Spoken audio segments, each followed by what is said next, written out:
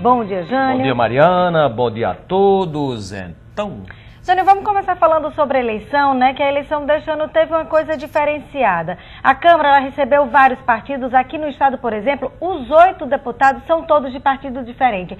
Isso mostra que a democracia ela está bem realmente à frente nas eleições? O Brasil tem uma democracia muito peculiar, com algumas características que existem apenas aqui no Brasil.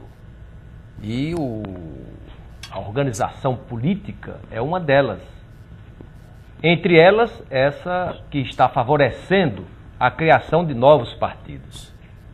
Hoje, tem eleitos para a próxima legislatura, na Câmara Federal, pelo menos 28 partidos com seus representantes eleitos.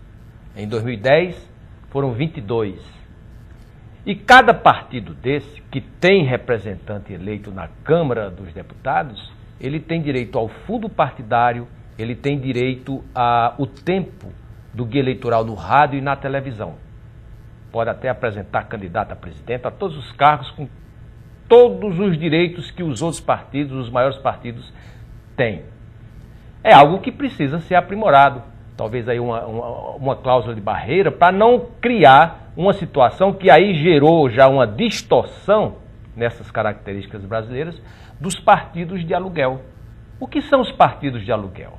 Consegue ali um mandato, fica administrando o fundo partidário, que é um excelente emprego, se candidata 4 em 4 anos a presidente, mantém ali 2, 3 deputados federais e com um orçamento público que garante a vida tranquila, que talvez um bom trabalho, um bom emprego não tivesse aquelas condições. Na hora de apresentar candidato, alguns vendem o tempo do rádio e da televisão para outros partidos. Por mim, por exemplo, o partido que não apresentar candidato, ele perde o tempo. E aquele tempo deveria ser distribuído nos partidos que têm candidatos. Para não acontecer como agora a gente viu, um candidato com um tempo muito grande porque conseguiu o tempo dos outros partidos. Então essa é uma distorção. Eu acredito que vai ter a reforma política, qualquer que seja o resultado da eleição, porque o povo brasileiro está com cobranças que as respostas passam por uma reforma política.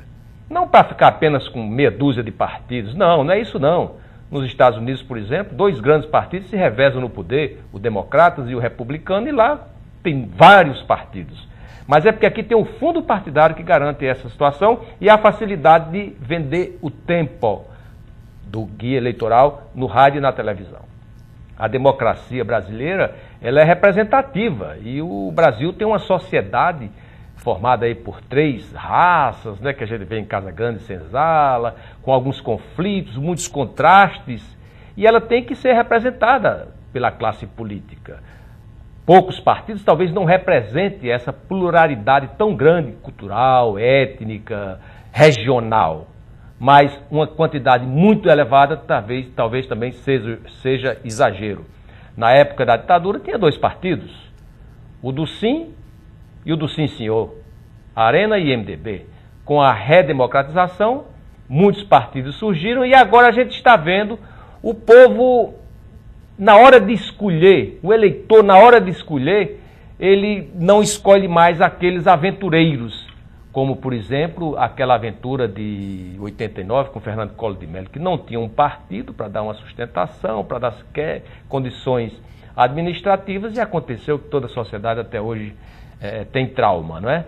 Então é muito importante partidos fortes para disputarem as funções mais importantes. E partidos menores, até um voto distrital para o eleitor votar naquele candidato que está mais próximo da realidade, mais próximo dele, seja uma das alternativas, impedindo, inclusive, eliminando, inclusive, essa situação do voto em que você vota num candidato e elege outro que você nem pensou e nem conhece em eleger.